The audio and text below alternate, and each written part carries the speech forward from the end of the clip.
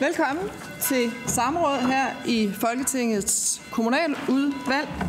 Vi har i dag justitsminister Morten Bødskov og økonomi- og indenrigsminister Margrethe Vestager, som skal besvare i alt 3 samrådsspørgsmål. Der er stillet af Michael Aastrup Jensen fra Venstre. Der er stillet et fælles spørgsmål, og så er der stillet et spørgsmål til hver af ministrene.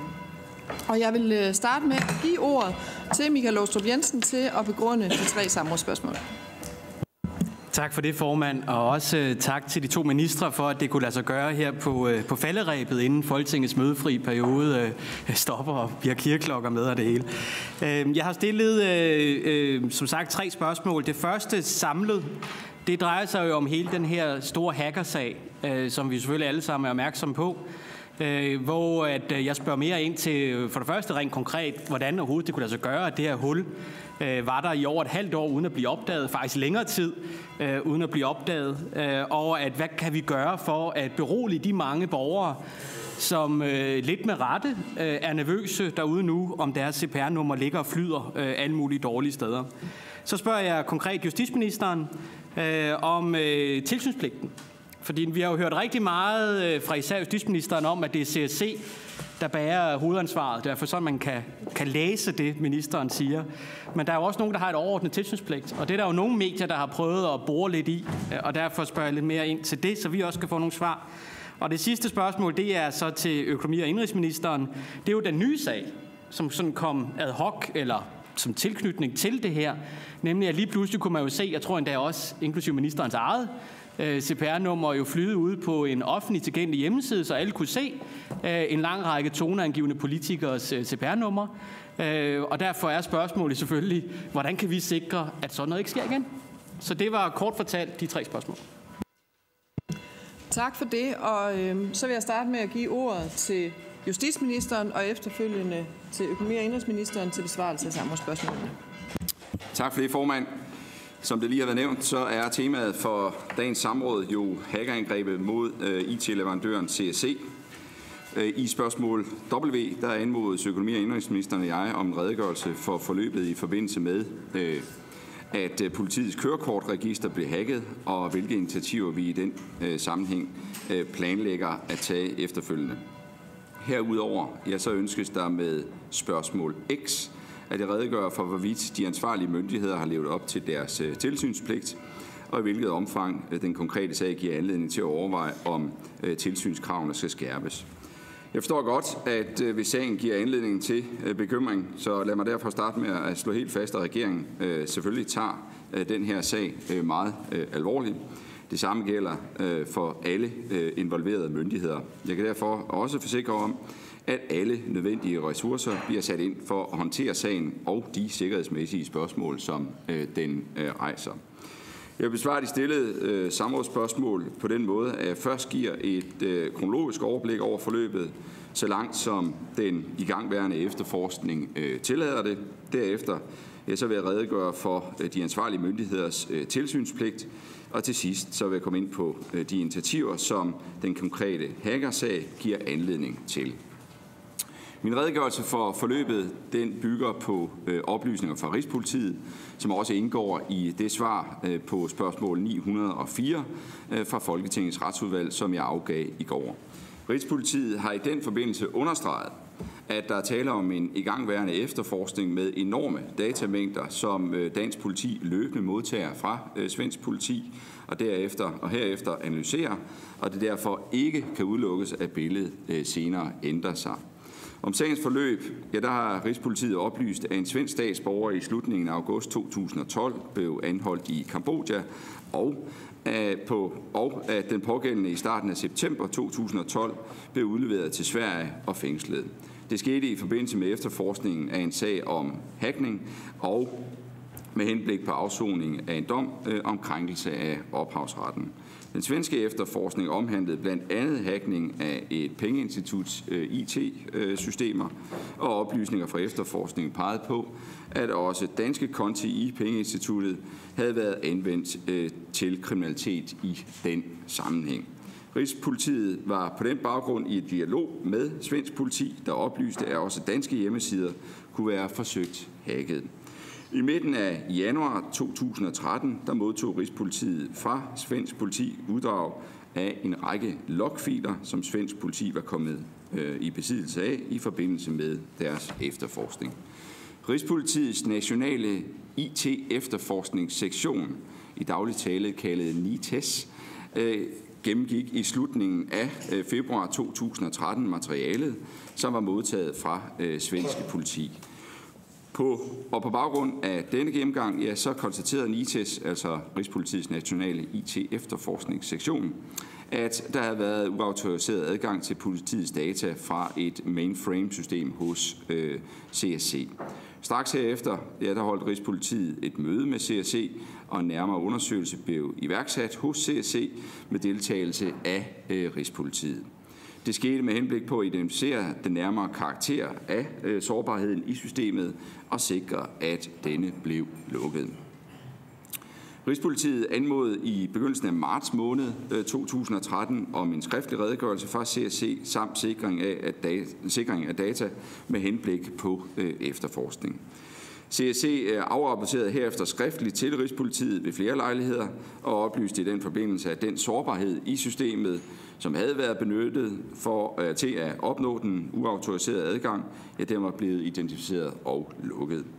CSC oplyste endvidere, at såkaldte bagdøre, som vi jo kalder dem i folkemunde, til systemet var identificeret og fjernet, og at der ikke var fundet tegn på, at der havde været direkte adgang til kriminalregisteret eller til andre register på systemet. Det var desuden CSC's vurdering, at det med stor sandsynlighed kunne udelukkes, at der var ændret, tilføjet eller slettet i oplysningerne i registerne. Med henblik på at verificere CSC's oplysninger, ja, så iværksatte Rigspolitiet en supplerende selvstændig undersøgelse og fortsatte sideløbende hermed undersøgelserne af det tilvejebragte materiale, som er særdeles omfattende. Københavns politi har så i marts 2013 med bistand fra NITES indledt en strafferetslig efterforskning. Rigspolitiet modtog i april 2013, altså i år, en CD-ROM med materiale, som var sikret fra den svenske statsborgers computer i forbindelse med anholdelsen. Rigspolitiet undersøgte herefter materialet og sammenholdt det med oplysninger fra CSC. Rigspolitiet konstaterede, at materialet blandt andet indeholdt en række talkoder og navne på fortrinsvis udenlandske statsborgere. Efter en nærmere undersøgelse, ja, så konstaterede Rigspolitiet endvidere, at materialet indeholdt ca. 1,2 millioner såkaldte records vedrørende efterlysninger i Schengen-informationssystemet, også det, der kaldes SIS, altså SIS-systemet. Rigspolitiet undersøger stadig materialet og får på den måde øget indsigt i omfanget og karakteren af den svenske statsborgers aktiviteter på mainframen hos CSC. Rigspolitiet vurderede i midten af maj at have fornøden klarhed over episoden. Den 17. maj 2013 orienterede Rigspolitiet derfor telefonisk Datatilsynet om sikkerhedsbristen. Justitsministeriet blev orienteret telefonisk den 21. maj og skriftligt den 24. maj 2013. Den 29. maj 2013 der orienterede Rigspolitiet Justitsministeriet om, at undersøgelser havde vist, at der den 8. april 2012 havde været aktivitet mod CPR-registerets miljø på mainframen fra politiets miljø på mainframen. Rigspolitiet underrettede den 30. maj 2013 telefonisk Økonomi- og Indenrigsministeriet om aktiviteten. Datatilsynet blev endvidere på ny orienteret om sagen den 31. maj 2013. Som følge af den strafferetslige efterforskning, så afsagde Københavns Byret den 31. maj 2013 fængslingskendelse med henblik på udlevering af den svenske statsborger til Danmark. Den 3. juni 2013 der orienterede Rigspolitiet kommissionen om sagen i relation til oplysningerne i Schengen-informationssystemet. Københavns politi foretog den 5. juni 2013 anholdelse af en dansk formodet medgerningsmand. Der blev samtidig foretaget ransagninger på flere adresser. Den anholdte formodet medgerningsmand blev den 6. juni 2013 fremstillet i grundlovsforhør for lukkede døre og varetægtsfængslet foreløbig 4 uger. Rigspolitiet, PET og Københavns Politi orienterede ved fælles pressemøde samme dag offentligheden om sagen. Efterfølgende holdt jeg samme dag ligeledes et kort pressemøde om sagen. Rigspolitiet orienterede endvidere den 6. juni 2013 Schengenlandene, Rådssekretariatet, Kommissionen og den europæiske tilsynsførende for databeskyttelse om sagen. Efter denne redegørelse for forløbet, så vil jeg nu komme med nogle bemærkninger om de relevante tilsynsmyndigheder i forhold til hackerangrebet. Og lad mig starte med Rigspolitiet. Rigspolitiet er dataansvarlig for indholdet af politiets centrale register og har i overensstemmelse med persondataloven indgået en såkaldt databehandleraftale med CSC. Som dataansvarlig er Rigspolitiet overordnet ansvarlig for CSC's behandling af personoplysninger. Det indebærer, at Rigspolitiet skal sikre sig, at CSC kan træffe de fornødne tekniske og organisatoriske sikkerhedsforanstaltninger. Og Rigspolitiet skal påse, at dette også rent faktisk sker. Rigspolitiet har i forbindelse med sit tilsyn hos CSC modtaget årlige revisionserklæringer fra en uafhængig revisor. Revisionserklæringen for kalenderåret 2012 er udsendt i marts 2013. Som opfølging på de nævnte revisionserklæringer og som led i det generelle tilsyn afholdes der sikkerhedsmøder mellem CSC og Rigspolitiet.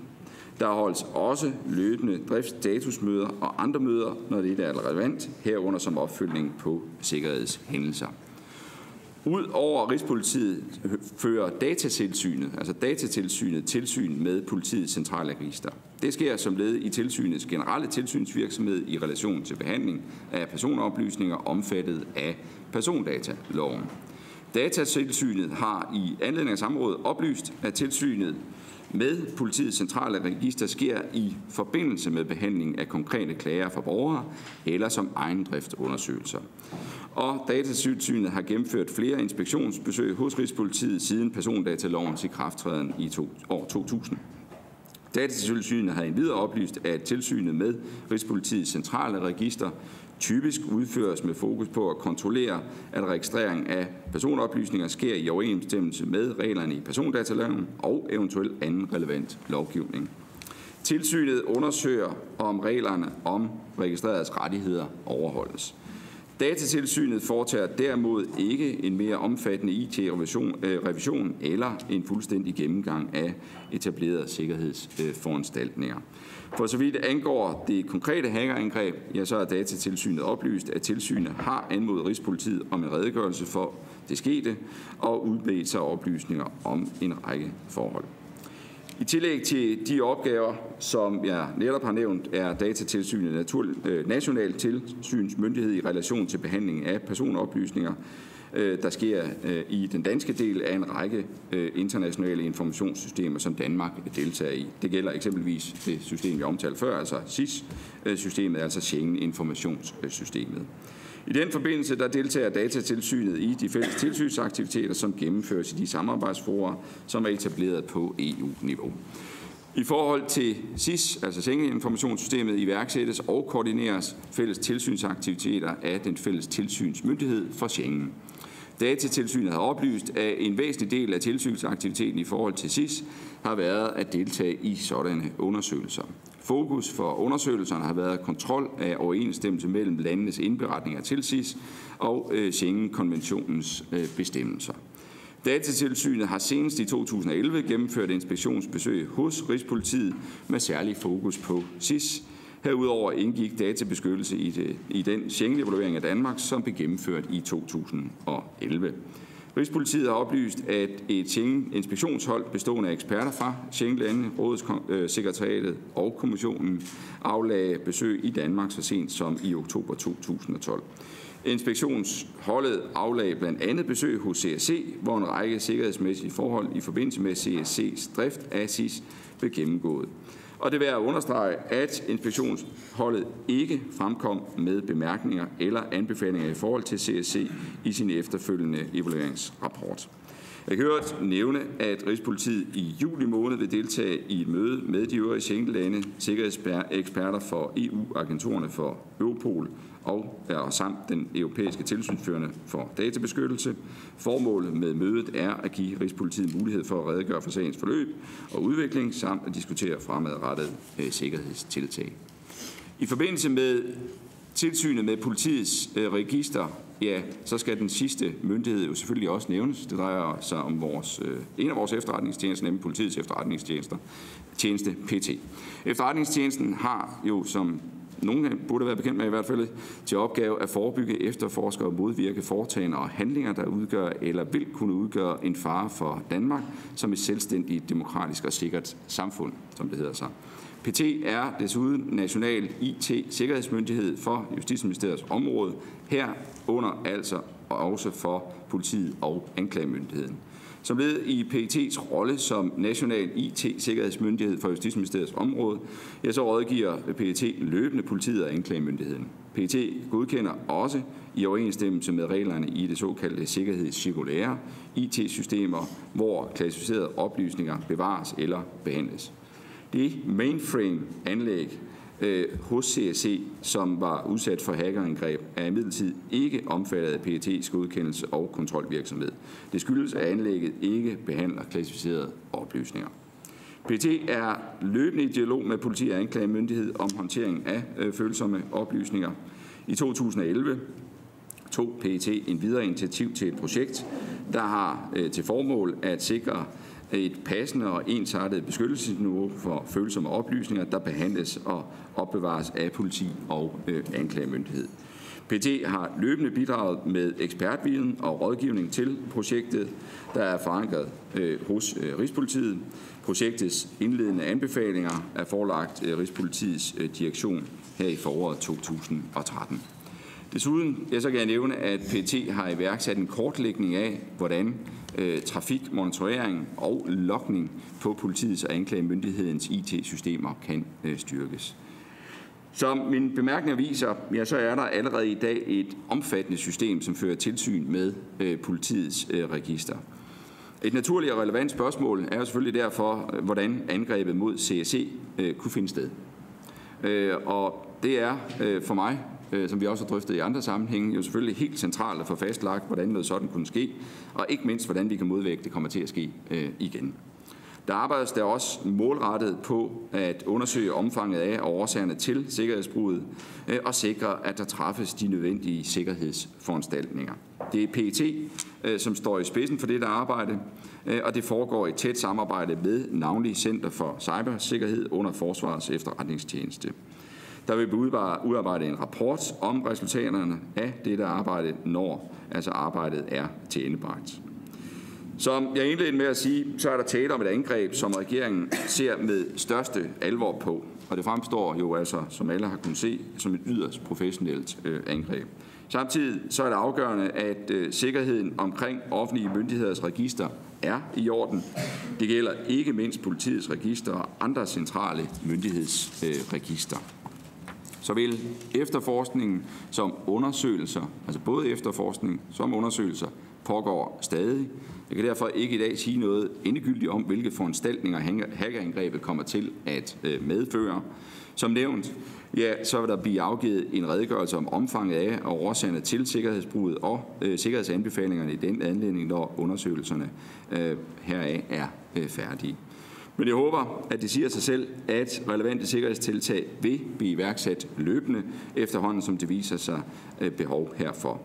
Når det gælder efterforskningen, ja, så er der tale om en omfattende og kompleks efterforskning, som kommer til at tage tid. Man kan altså langt fra i dag sige noget om, hvordan efterforskningen ender.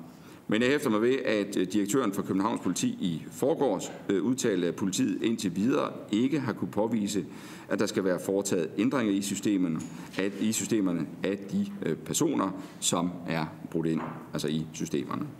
Og der er ifølge politidirektøren desuden ikke set tegn på, at de fortrolige oplysninger fra registerne er blevet lækket til uvedkommende. Så lad mig slutte, hvor jeg begyndte med at gøre det klart, at alle nødvendige ressourcer er blevet og fortsat vil blive sat ind på at håndtere sagen. Regeringen ser på den her sag med allerstørste alvor, og sagen tages derfor også meget alvorligt af alle involverede myndigheder. Tak for ordet. Tak til justitsministeren. Så vil jeg give ordet til økonomi- og indenrigsministeren. Værsgo. Mange tak for det, og jeg vil også meget gerne takke for samrådsspørgsmålene. Jeg synes, det er fuldstændig relevant, og håber, at samrådet også vil give borgerne en konkret oplevelse af, med hvilken alvor både myndigheder, men også regering og Folketing tager hele det her spørgsmål om sikkerheden omkring vores centrale registre. Som det fremgår af justitsministerens besvarelse, så er der tale om et hackerangreb på Rigspolitiets systemer. Som også sagt, så er det angreb for øjeblikket genstand for nærmere undersøgelser under ledelse af PET og Center for Cybersikkerhed under Forsvarets Efterretningstjeneste, med henblik på dels at vurdere omfanget af sikkerhedsbruddet, herunder om andre offentlige IT-systemer kan være berørt, dels at sikre, at der træffes de nødvendige sikkerhedsforanstaltninger på baggrund af sagen. Jeg har ikke det faglige eller indsigtsmæssige grundlag for at gå nærmere ind i spørgsmålet, der vedrører forløbet i forbindelse med hackerangrebet, der henholder jeg mig helt til justitsministerens redegørelse. I stedet vil jeg forholde mig til at redegøre for de initiativer, som jeg har iværksat på CPR-området. Som bekendt så varetager CSC også driften af hele vores CPR-system. Og vi ser med meget stor alvor på den her sag i forhold til fremtidssikringen af netop CPR-systemet.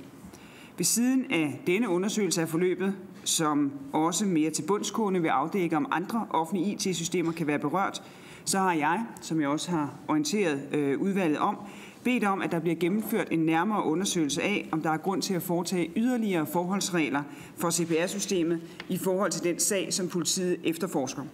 Den undersøgelse forestås af Center for Cybersikkerhed under Forsvarets Efterretningstjeneste. Undersøgelsen vil blive koordineret med det arbejde med at undersøge og vurdere omfanget af sikkerhedsbruddet, som gennemføres under ledelse af PET og Center for Cybersikkerhed. Det er min klare ambition i forhold til de igangsatte undersøgelser, at vi får afdækket, om der helt konkret er truffet de nødvendige foranstaltninger i forhold til sikkerhed omkring CPR-systemet, og samtidig får en overordnet sikkerhedsvurdering af systemet. Det sker for at afdække, om der fremadrettet skal tages særlige forholdsregler i relation til CPR-systemet, sådan at vi kan sikre systemet bedst muligt. Det er i sagens natur vanskeligt for mig at sige, hvilke initiativer, der konkret skal iværksættes i forhold til CPR-systemet, da jeg ikke har modtaget anbefalinger endnu.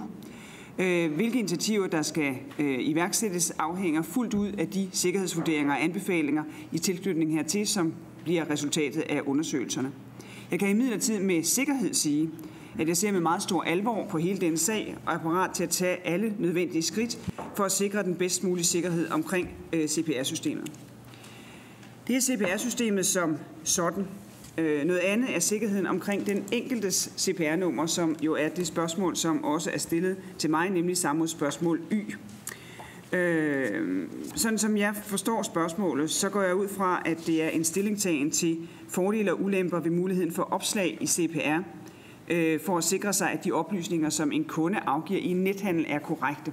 Fordi det er typisk i den forbindelse, at der har været brud på sikkerheden, hvor man har kunnet tilegne sig andres CPR-nummer. Der er måske flere, som ved, at en IT-studerende for nylig har offentliggjort, det er ikke kun mit, men flere personers personnummer på en hjemmeside. Og et er sådan set at kende andres personnummer, uanset om man har fået det på lovlig vis eller på ulovlig vis. Noget helt andet er at offentliggøre andre menneskers personnummer uden samtykke. Det er ikke alene uacceptabelt, det er også forbudt efter persondataloven. Datatilsynet gik også ind i sagen og udstedte den 10. juni et påbud om at ophøre med offentliggørelsen. Den pågældende person har, hvis man nu skal tage den helt konkrete sag, udstyret med mit navn, min adresse og min fødselsdato, givetvis tilegnet sig de sidste 4 cifre i mit CPR-nummer på den hjemmeside, som hedder ikanubank.dk. På den hjemmeside der anvendes i forbindelse med låneansøgninger en såkaldt CPR-validering, hvilket indebærer, at det via et opslag i CPR sikres, at der er overensstemmelse mellem det indtastede navn, adresse og personnummer. Og herved der sikres en korrekt registrering af låneansøgeren, ligesom oplysningerne indgår som supplement til den efterfølgende identitetskontrol. Låneansøgningen er jo så ikke imødekommet på den basis, men det der sker, det er, at der sker en korrekt registrering. Den pågældende person har så ved gentagne indtastninger af mit navn, adresse og et gættet personnummer på et tidspunkt fået bekræftet sammenhæng mellem de indtastede oplysninger. Og det, som vedkommende også har udnyttet, det er, at der sjældent bliver tildelt mere end 270 personnumre per køn på en given fødselsdato. Virksomheders anvendelse af CPR-validering skal overholde de gældende vilkår for adgang til CPR, hvorefter CPR-validering skal indrettes således, at uvedkommende ikke på en hjemmeside kan få bekræftet sammenhæng mellem et indtastet navn og et personnummer. Hvis CPR-kontoret bliver bekendt med en overtrædelse af vilkårene, så har CPR-kontoret mulighed for øjeblikkeligt at lukke for adgang til CPR, indtil den krævede sikkerhed er på plads. Det skete, da det kom frem, at man på Ikano Bank kunne foretage gentagne indtastninger. Vi har løbende overvejet, om vi fortsat skulle bevare muligheden for denne form for CPR-validering. Siden CPR-systemets indførelse i 1968 har man i øvrigt, hvis man henvender sig personligt på en kommune, kunne få af- eller bekræftet sammenhæng mellem et navn og et personnummer i forbindelse med udlevering af f.eks. adresseoplysninger fra CPR. Det er naturligvis mere omstændeligt, at man sådan analogt skal møde op og bede om at få ting bekræftet, men ikke desto mindre så er det en mulighed, og den har som sagt været gældende siden 1968. Indtil nu har vi bibeholdt muligheden for CPR-validering med navn og personnummer, fordi vi har vurderet, at denne mulighed er tjent som et sagligt og et fornuftigt formål, nemlig som supplement til en virksomheds identitetskontrol og til at sikre en korrekt automatisk registrering af nye kunders navn og adresse med oplysninger fra CPR. Det har været oplevet som en fordel, såvel for kunder som for virksomheder. Der er imidlertid sket meget, og siden det overhovedet er blevet muligt at lave den her type af CPR-validering, særligt i sagens natur, fordi internettet er så udbredt, og dermed jo også heldigvis, at handel på nettet er blevet meget omfangsrigt. Den anden side af den mønt, det er jo, at det også er via internettet, vi har fået mulighed for at sikre identiteten på de personer, som handler på nettet, nemlig via NemID, som blev indført i juli 2010, og som siden da er blevet anvendt i støt stigende grad. Den rene udgift for en virksomhed til at sikre identiteten på en kunde via brug af NemID er 1 krone. Altså en mindre udgift til gavn for både borgere og virksomheder. Virksomheder har altså i dag en langt bedre mulighed for at sikre sig identiteten på en person, de handler med, hvis de anvender NemID i deres hjemmesideløsninger.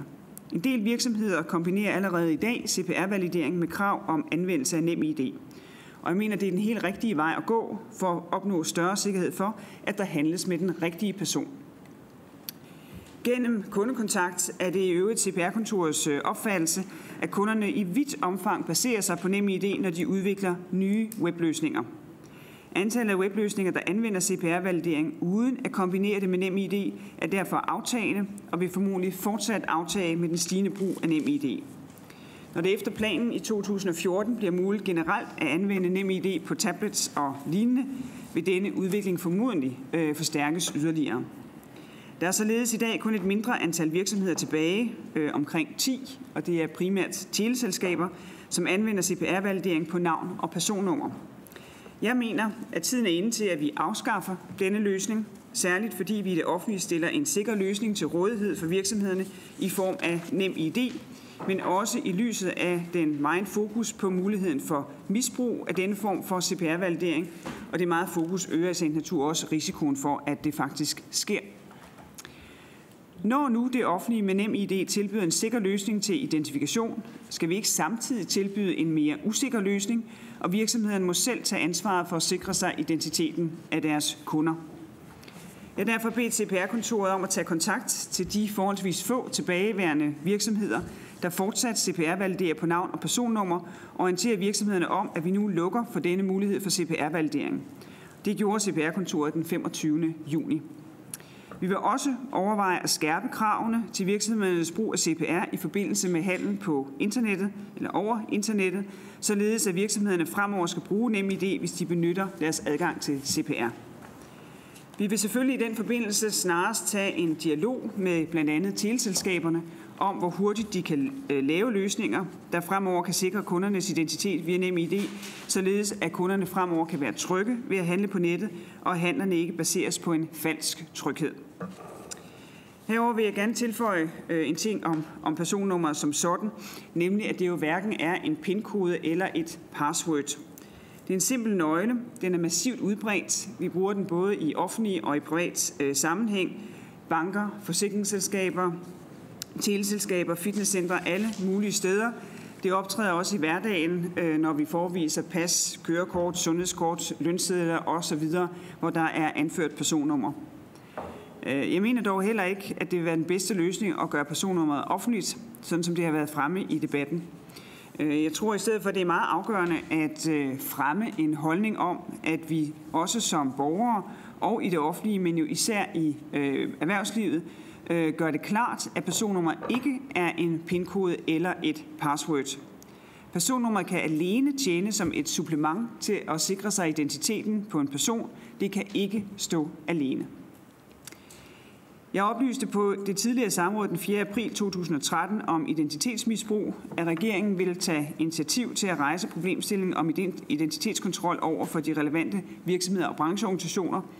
Erhvervs- og vækstministeren har efterfølgende den 22. april skrevet til teleindustrien, de største teleselskaber, Dansk Erhverv og Dansk Industri om problematikken om misbrug af personoplysninger og tilskyndet til, at identitetskontrollen indrettes således, at misbrug bliver minimeret. Tak. Tak til ministeren. Så vil jeg i første omgang give ordet igen til Michael Aastrup for uddybende spørgsmål.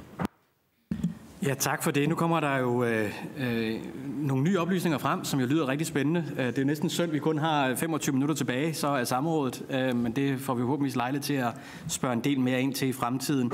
Lad mig starte med justitsministeren først. Og allerførst vil jeg gerne takke for svarene selvfølgelig, og jeg håber, vi får talepapirerne over, så vi har det på skrift også. Men til justitsministeren, så anerkender jeg klart, at der er startet de her forskellige undersøgelser. Men jeg synes stadigvæk, der rejser sig nogle spørgsmål.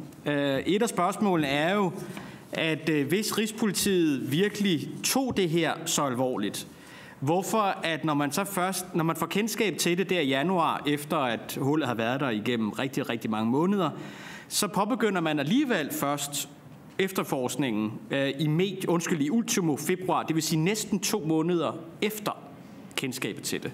Og der har man så i et skriftligt svar, som jeg også tror, justitsministeren næsten læste korrekt 100% op i hans svar, det var, at man jo skriver, at det var fordi, man ikke havde ressourcer til efterforske. Der står her, at i denne periode efterforskes mange store sager, hvorfor der ikke på det tidspunkt var muligt at allokere ressourcer til gennemgang af materialet.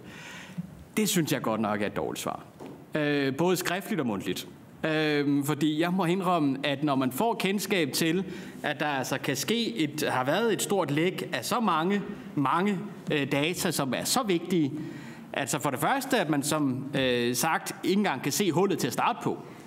Og når man så begynder sådan at sige, at vi må også hellere lige kigge lidt på det, så går der så de her næsten 2 måneder. Altså hvad kunne der ikke være sket i de 2 måneder? Der kunne være sket alt. Så der er det jo, altså grunden til, at jeg bliver nervøs, det er jo, hvad hvis sådan noget sker igen? Skal der så også gå flere måneder, før man har ressourcer, eller har lyst til at allokere det, osv.? Hvordan kan ministeren gå ind og berolige sådan en som mig i hvert fald på det område?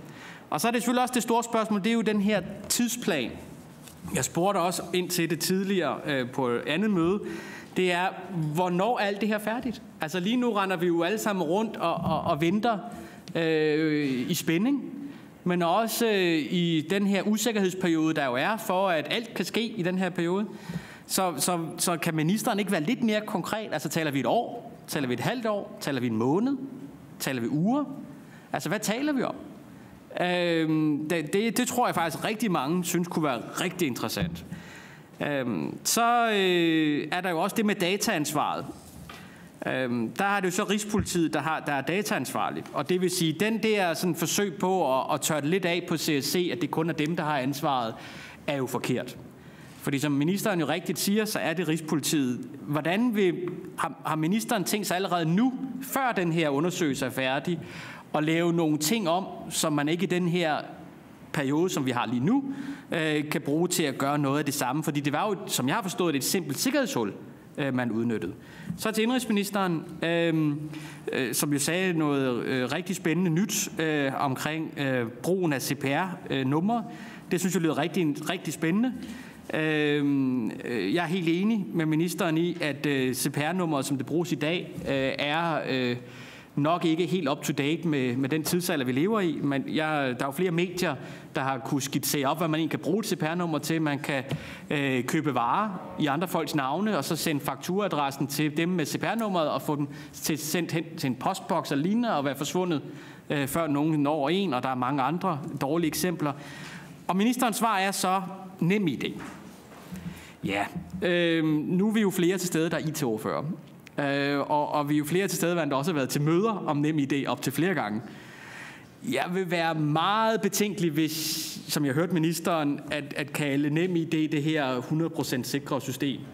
Altså, der har jo været gentagne episoder med NemID's sikkerhed. Der har været gentagne episoder omkring, at NemID's sikkerhed har været brudt på forskellige måder. Så får vi bare en ny sag, men i stedet for at vi kalder det CPR, så kalder vi det NemID. Og hvordan kan ministeren gå ind og sikre, at sådan noget ikke kommer til at forekomme, selvom det bare bliver NemID? Tak.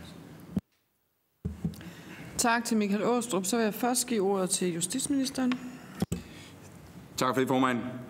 Der bliver spurgt til for det første fra Michael Aastrups side, det jeg også har oplyst både i min tale her i dag og i svaret på et af spørgsmålene, nemlig forløbet fra man modtager, så at sige, de første data fra svenskerne til man går i gang med en egentlig undersøgelse. Jeg tror, at det man må sige er, at sagens og så at sige omfang og karakter har åbenbaret sig, og det tror jeg ikke er nogen hemmelighed. Man modtog som sagt det her materiale i midten af januar, som du rigtig nok siger, og tager så fat på det i februar. Men i midten af januar, der kunne man simpelthen ikke forudse, hvad man ved i dag. Det tror jeg, det er den fair måde at udlægge det på. Men det er jo også rigtigt nok, som der bliver sagt, at der var gang i flere store IT-efterforskninger, som, må man forstå, altså bliver prioriteret. Og den prioritering sker jo i lyset af, hvad er det for en sag, man så at sige får ind ad døren, hvad har man af overblik over omfanget på daværende tidspunkt. Så det er det, Rigspolitiet har oplyst. Beroligelsen består i, og det fornemmer jeg også, at vi alle sammen er enige om, at det her det skal tages med allerstørste alvor, og det bliver det også gjort. Og jeg synes ikke, at der er nogen grund til at... Altså, det mener jeg, det er sgu det er for alvorligt det her til, at vi skal sidde og kaste aber og flytte rundt på ansvar og alt muligt andet. Altså, her er der tale om en meget alvorlig efterforskning af et meget professionelt hackerangreb, hvor der er begæret udlevering af en andet lands statsborger. Der er forgreninger til Danmark, der er foretaget ransagninger på flere forskellige adresser. Alt er sat i værk. Så det mener jeg, det har i hvert fald ikke nogen interesse i at indlede mig i den diskussion. Og dem, der er sat i spidsen for det, er Politiets Efterretningstjeneste som national IT-myndighed på Justitsministeriets område. Selvfølgelig i tæt samarbejde med Center for Cybersikkerhed, som jeg også redegjorde for, som ligger under Forsvarsministeriet. Hvornår er alt det her så færdigt? Ja, vi regner med, altså som sagt, jeg tror, det er ikke noget, man lige klarer til i morgen. Det ved Michael også udmærket godt, at det her det er temmelig, altså det er jo enorme mængder materialer, man skal igennem. Altså virkelig, men jeg tror, altså for os, der ikke er eksperter ud i det her, så tror jeg, man har svært ved at forestille sig, hvor mange mængder af materialer, der er grund af at tale om her. Og derfor så regner vi med, at omkring et halvt års tid, så vil det være færdiggjort, og så vil man kunne få selvfølgelig det overblik over det, som vi har snakket om. Og det er jo rigtig nok, at Rigspolitiet er dataansvarlig, og den ansvarsfordeling, der er med CSC, det er den, jeg har redegjort for. Og sker der ændringer løbende i perioden, der bliver selvfølgelig taget de nødvendige tiltag, der skal til, dels for at lukke de der forskellige huller, den dialog, der også er med CSC, Og så kommer der så selvfølgelig en større omgang, når både efterforskningen er endelig tilvejebragt. Altså, vi er jo midt i en meget alvorlig efterforskning lige på nuværende tidspunkt. Dels den vil selvfølgelig drage nogle konsekvenser, så vil de sikkerhedsundersøgelser, som jo også finder sted, både på den korte bane, tager man selvfølgelig initiativer til at sikre, og så er der jo også nogle initiativer på den lidt længere bane, som også min kollega økonomi- og indenrigsministeren har været inde om, at det her det har et omfang, som vi aldrig før har set, og derfor er man nødt til både nu og her at lukke, hvad man kan lukke, og så selvfølgelig få taget de nødvendige, mere langsigtede hensyn og beslutninger, som nogle gange skal træffes. Men det får vi lejlighed til at vende tilbage til, når efterforskningen er afsluttet, og sikkerhedsvurderingerne og undersøgelserne er endelig tilvejebragt, og det vil som sagt være omkring et halvt års tid. Tak til justitsministeren. Så vil jeg give ordet til økonomi- og indenrigsministeren. Ja, tak. Gerne kvittere for, at spørgeren finder det relevant med de initiativer, vi tager i forhold til den enkeltes CPR. Der er jo selvfølgelig det problem, at hvis man ikke skal kunne gætte andre CPR, så kan man heller ikke selv taste forkert. Og det er klart, at det kan være en ulempe, fordi det kan jeg i hvert fald godt komme til. Så derfor så er der også ulemper forbundet med at have en mere restriktiv adgang til CPR-validering. Det, der er det interessante at diskutere, det er selvfølgelig, hvordan man sørger for, at virksomheder ved, hvem de handler med. Det er sådan set det, der er det egentlige substantielle, der bliver diskuteret her. Og der er jo det ved det, at det er åbenlyst, at hvis man som virksomhed ikke er særlig interesseret i at vide, hvem man handler med, så er der nogen, som ikke gør tilstrækkeligt for at vide det, og så gives der mulighed for i virkeligheden helt simpelt bedrageri, nemlig at man får nogle andre til at betale en regning for nogle varer, som man så basalt set bare tyvstjæler. Derfor så er det, vi interesserer os for, og det, som vi har dialogen med erhvervene om, og som redegjort for, så er det noget, vi har interesseret os for et stykke tid. Det er selvfølgelig også, at virksomhederne påtager sig ansvaret for at vide, hvem de handler med. Jeg har ikke noget grundlag for at karakterisere NemID og den løsning på samme måde som spørgeren. Men NemID er i hvert fald på en helt anderledes måde karakteriseret ved at kunne identificere kunden, end CPR-nummeret er. Fordi hvor CPR-nummeret består af et ciffer alene, så består NemID af en kombination af forskellige elementer, som skal være til stede på samme tid. Og derfor er der tale om to forskellige ting. Jeg tror, de fleste også kender fra deres egen handel på nettet, at de fleste virksomheder synes, man er identificeret, hvis man betaler for sine varer med det samme. Og det er jo også en måde at forhindre det på, det er at drive sin virksomhed, så man faktisk får sin betaling, før man leverer varen. I modsætning til blandt andet det eksempel, som spørgeren nævnte, nemlig at folk de bestiller ting til en adresse, og så bliver der sendt en faktura til en tredje person. Og det er jo helt simpelt bedrageri i sagens natur. Og det er en af grundene til, at vi har den her fortsatte dialog med erhvervene, for at gøre det soleklart, at man som virksomhed også har et ansvar for at vide, hvem det egentlig er, man handler med. Tak til ministeren. Vi har tre spørgere, og jeg tror, vi tager alle tre spørgsmål af grundet tiden, og vi skal i Folketingssalen og afgive nogle stemmer. Så vi tager alle tre spørgsmål, og så får ministeren lov til at spørge. Først er det Michael Gar. Værsgo. Tak for de detaljerede redegørelser. Og jeg er sådan set enig i, at det ikke handler om at prøve at placere skyld i den her sag. Det handler om, at vi sikrer os som Folketing, at der er den tilstrækkelige sikkerhed om de systemer, som vi jo beder folk om at bruge. Og jeg tænker selvfølgelig på de personfølsomme oplysninger, såvel i det offentlige som i det private.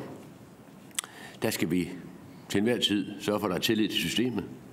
At vi viser det ansvar over for befolkningen, der gør, at den tillid er der. Og at vi i det hele taget sørger for at iværksætte de tiltag, der skal til. Og her hørte vi jo fra især justitsministeren den lange række af foranstaltninger og møder af den ene og den anden art, der er gjort. En meget, meget lang liste. Men det, man jo skal forholde sig til, det er, virkede det så? Nej, det gjorde det ikke. Og mit spørgsmål er, og jeg har jo sådan set allerede fået noget af svaret, at her og nu kan man ikke komme med konkrete tilkendegivelser om, hvad man så specifikt vil gøre for at lukke af for det. Men i hvert fald håber jeg, at begge minister kan give befolkningen en garanti for, at hvis der opstår et hul i sikkerhedssystemet, at så venter man ikke 2-3 måneder med at gribe ind. Så griber man ind straks, så at borgerne kan have tillid til, at så snart der bliver identificeret et problem, hvor personfølsomme oplysninger de flyder rundt i landet, at der bliver sat en prop i det hul straks, og at der til enhver tid er et beredskab, at der er ressourcer, penge og folk til at håndtere den opgave. Det er helt afgørende.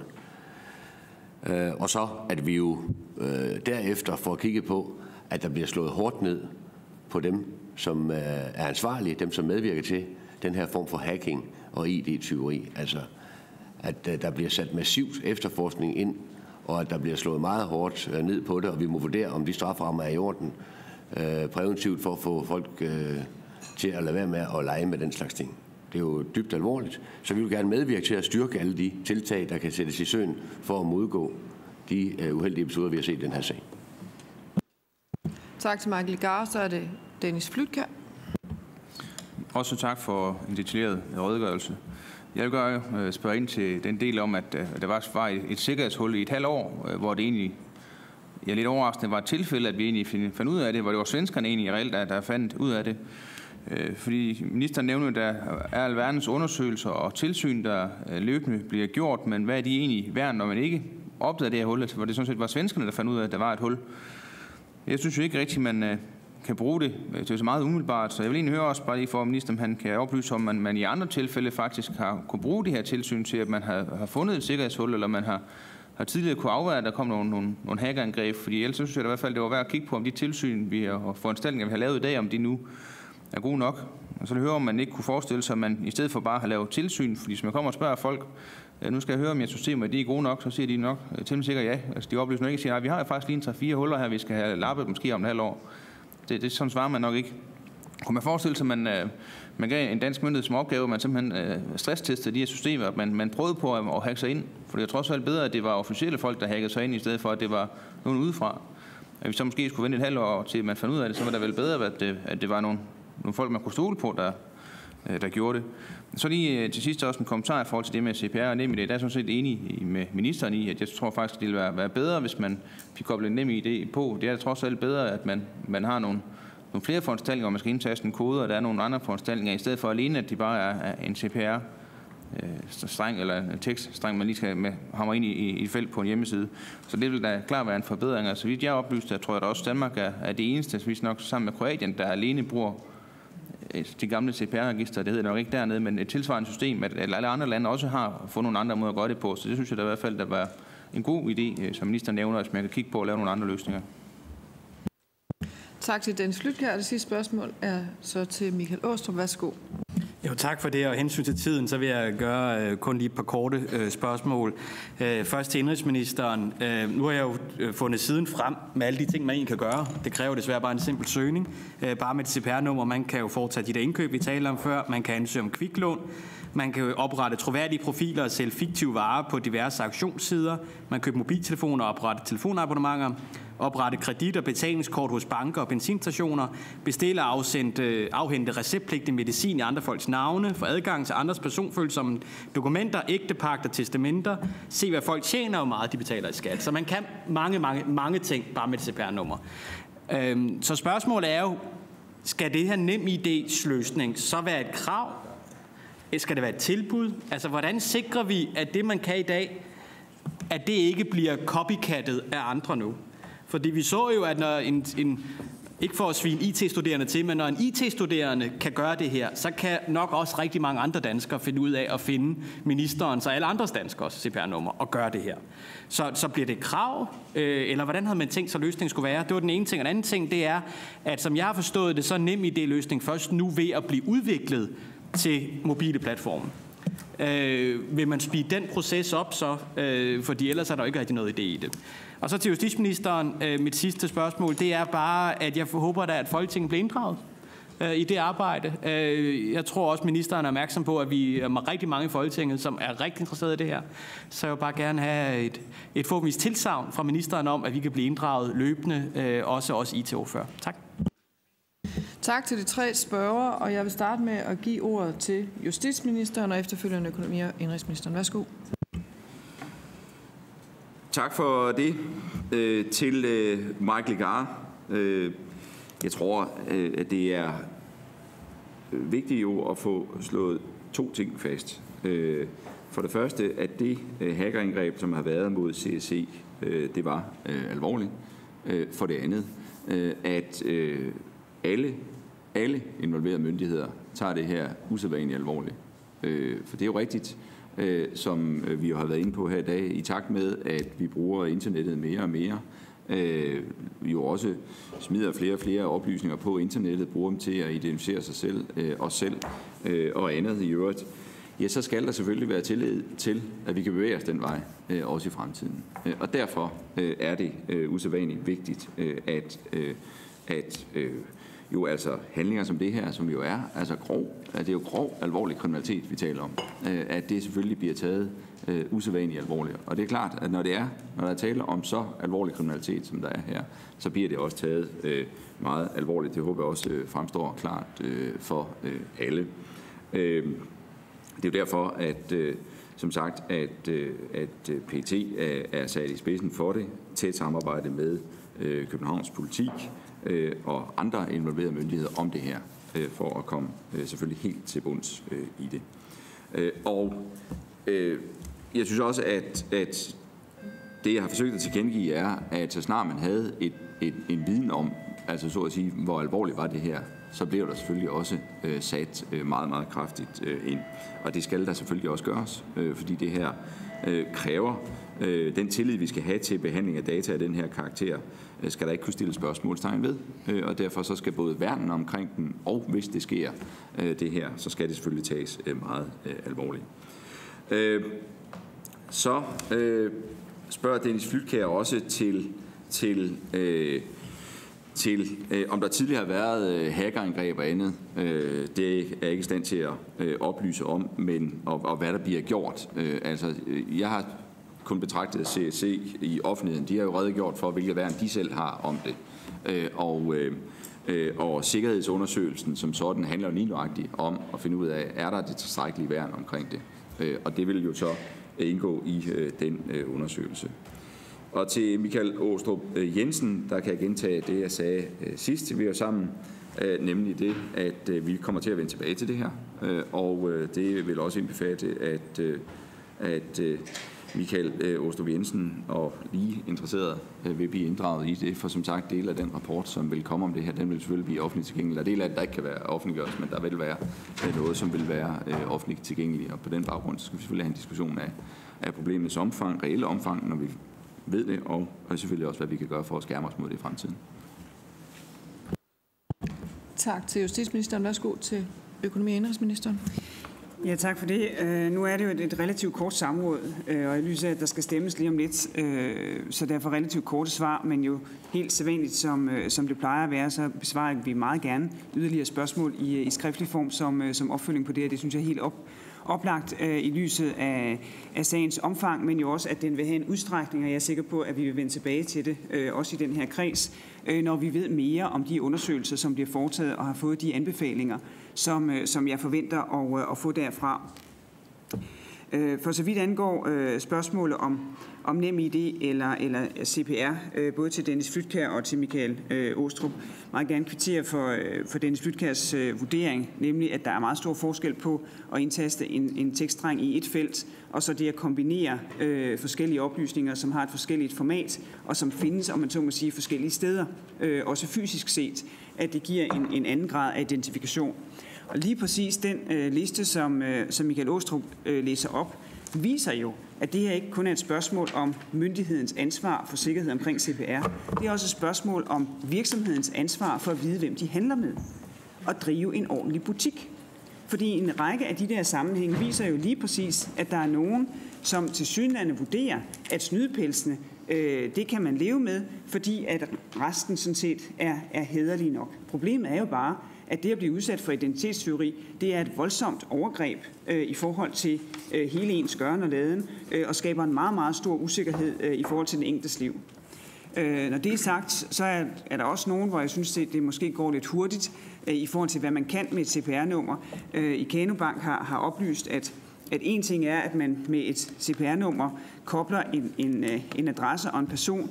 Noget andet er, at før man kan få et lån, så skal man indsende adresselegitimation, billedlegitimation, årsopgørelser og de sidste 3 lønsedler. Og det kræver alligevel lidt mere, før man har alle de oplysninger samlet på samme sted, og derfor kan få låneansøgningen godkendt. Vi overvejer i øjeblikket, hvordan vi skal håndtere det her spørgsmål, om det skal være krav eller tilbud, for så vidt angår NemID. Og det vil vi selvfølgelig også meget gerne diskutere med branchen, fordi vi vil gerne finde løsninger, som er lette og sikre. Men som sagt, på det helt korte sigt, så lukker vi for muligheden for, at man kan validere op imod CPR, altså det her med, at man kan forsøge sig igennem. Vi har sat en relativt kort frist, nemlig udgangen af august, men drøfter det naturligvis især med teleindustrien, som bruger det her i meget, meget udstrakt grad, hvis det bliver for snært. Men vi ønsker altså efter en meget lang dialog med industrien om lige præcis det her, at lige præcis det her det bliver lukket. Tak til ministrene, tak til medlemmerne. Det blev lidt snært her til sidst, grundet tiden, men bare sige til udvalgsmedlemmerne, at I er velkomne til at kontakte sekretariatet, stille uddybende spørgsmål, som vil blive oversendt til ministeriet, og talepapiret vil selvfølgelig også blive oversendt. Tak.